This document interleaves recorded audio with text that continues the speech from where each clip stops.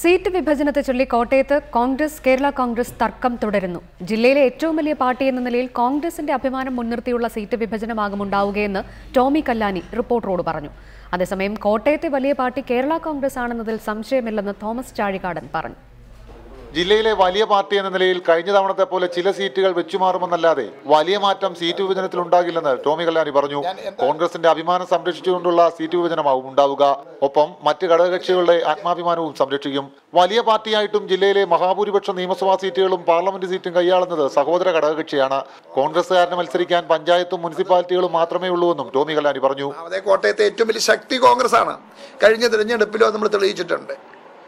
നമ്മൾ കോൺഗ്രസിന്റെ ആത്മാഭിമാനത്തെ മുൻനിർത്തി മറ്റ് കക്ഷികളുടെ ആത്മാഭിമാനത്തെ സംരക്ഷിച്ചുകൊണ്ടുള്ള ഒരു സീറ്റ് വിഭജനം ഈ ജില്ലയിൽ നടക്കും. അതേസമയം സീറ്റ് നൽകുന്നത് ആരുടെയും ഔദാര്യമല്ലെന്ന് തോമസ് ചാഴികാടൻ പറഞ്ഞു.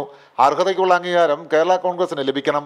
ജില്ലയിലെ ഏറ്റവും വലിയ പാർട്ടി കേരള കോൺഗ്രസ് ആണെന്ന കാര്യത്തിൽ ആർക്കും സംശയം വേണ്ട. ശക്തമായ പാർട്ടി ഏതാണ് എന്നുള്ളതിനെ കുറിച്ച് ആർക്കും സംശയം വേണ്ട. കേരള കോൺഗ്രസ് പാർട്ടി തന്നെയാണ് കോട്ടയം ജില്ലയിലെ ശക്തമായ പാർട്ടി. കഴിഞ്ഞ തെരഞ്ഞെടുപ്പുകളിൽ നമുക്ക് അത് തെളിയിക്കപ്പെട്ടിട്ടുള്ള കാര്യമാണ്. തദ്ദേശ തെരഞ്ഞെടുപ്പ് അടുത്ത് നിൽക്കെ നേതാക്കൾ തമ്മിലുള്ള വാക്പോര് സീറ്റ് വിഭജനത്തെ കൂടുതൽ സങ്കീർണമാക്കും. റിപ്പോർട്ടർ, കോട്ടയം.